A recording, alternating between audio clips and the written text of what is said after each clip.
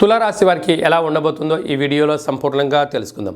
తులారాశిలో ఏ నక్షత్రాలు వస్తాయనగా చిత్తా నక్షత్రంలోని 3వ పాదం, 4వ పాదం, స్వాతి నక్షత్రంలోని 4 పాదాలు, విశాఖ నక్షత్రంలోని 1, 2, 3 పాదములు కలిపితే తులారాశి అవ్వడం జరుగుతుంది.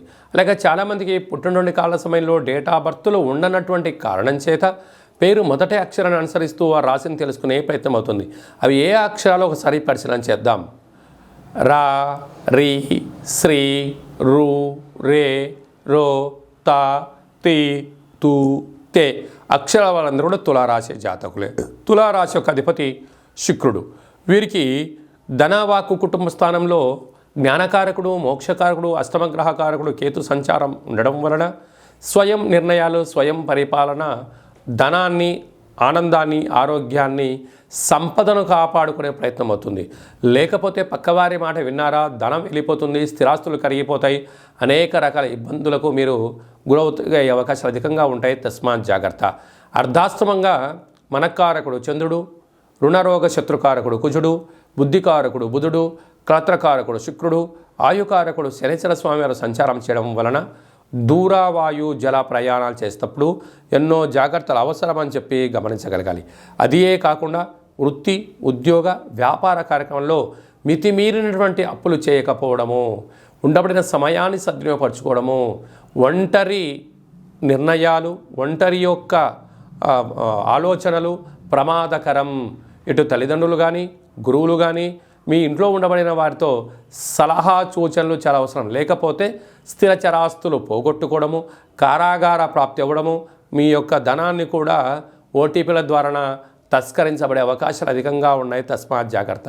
పంచమ స్థానంలో రవి గురు సంచార స్థితి ఉండడం వలన నూతనమైన వివాహమైన దంపతులకు పుత్ర పుత్రిక సత్సంతాన సౌభాగ్య స్థితి కలగడము, పిల్లల అభివృద్ధి కోసం, పిల్లల చదువుల కోసం తల్లిదండ్రులు ల్యాప్టాప్లు, మొబైల్ యాప్లు కొనుగోలు చేయడము, పిల్లల యొక్క స్థిరత్వం కోసము, వ్యాపార అభివృద్ధి కోసం ధనాన్ని పెట్టుబడులుగా పెట్టి పిల్లల యొక్క ప్రోత్సాహము, తల్లిదండ్రుల యొక్క అవసరాలు, పిల్లల యొక్క సేవా కార్యక్రమాల్లో పాల్గొనడం వలన గృహమే కదా స్వర్గసీమ అనేటువంటి పరిస్థితి అధికంగా ఉంటుంది.